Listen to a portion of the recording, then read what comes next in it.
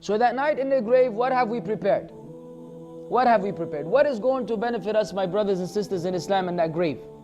Nothing. Except al-amalu salih. After having right belief, the righteous deeds. Do we have enough righteous deeds?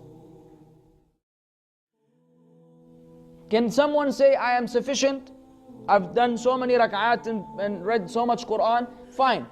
Does anyone have a guarantee that these deeds were accepted?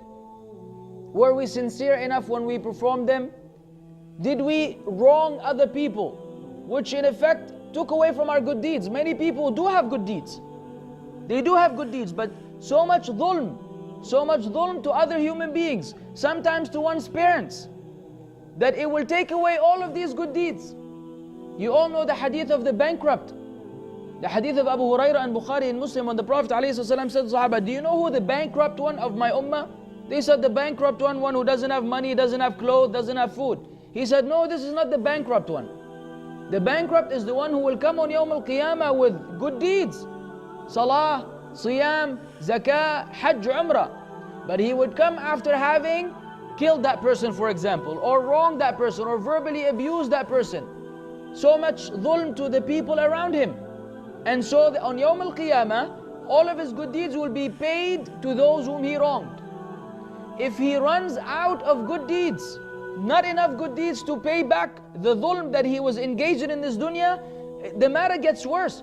Their evil deeds will be removed from them and placed on him.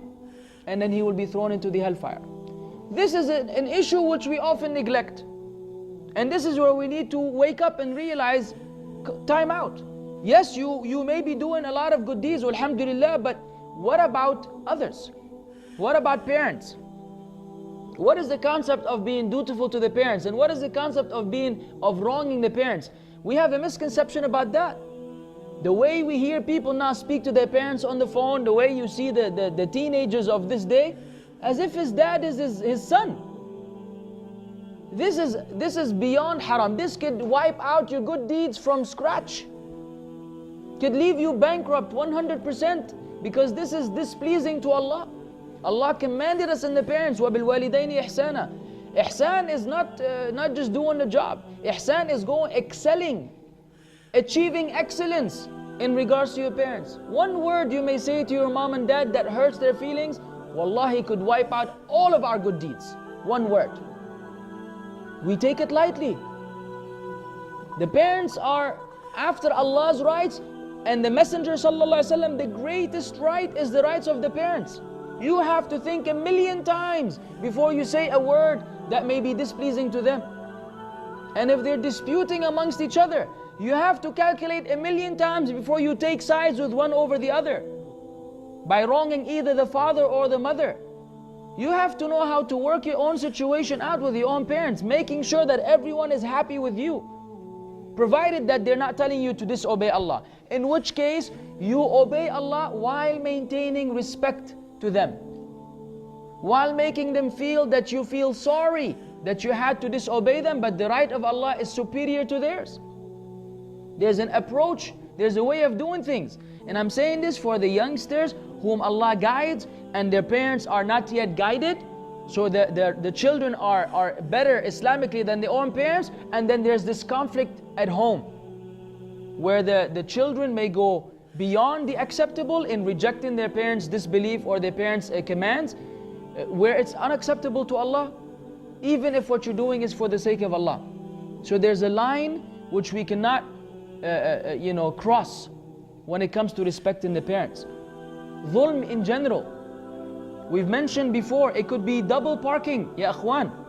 Wallahi, it could be double parking and blocking someone and ruining their day, or interrupting them from something that is necessary for them by your careless and negligence, is dhulm to the people we will have to be responsible for on Yawm al-Qiyamah. Smokers who are always smoking around and harming all of the creation of Allah, plants and humans and animals. And they think this is not a big deal. Wallahi, this is a big deal. Everyone that you harm because of your smoke, you will have to give him back the right on Yawm al-Qiyamah. You listen to music, you want to listen so loud that you make the rest of the people hear. This is dhulm to the people. I'm saying things which we usually think now we have become accustomed to, like big deal, that's not a big deal. No, that is a big deal. It's a very big deal.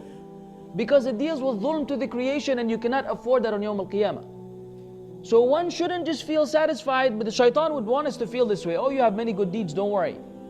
Your good deeds will outweigh the bad deeds. Yeah, this is provided that all the good deeds were accepted and there's no dhulm to the creation. But which one of us is like that?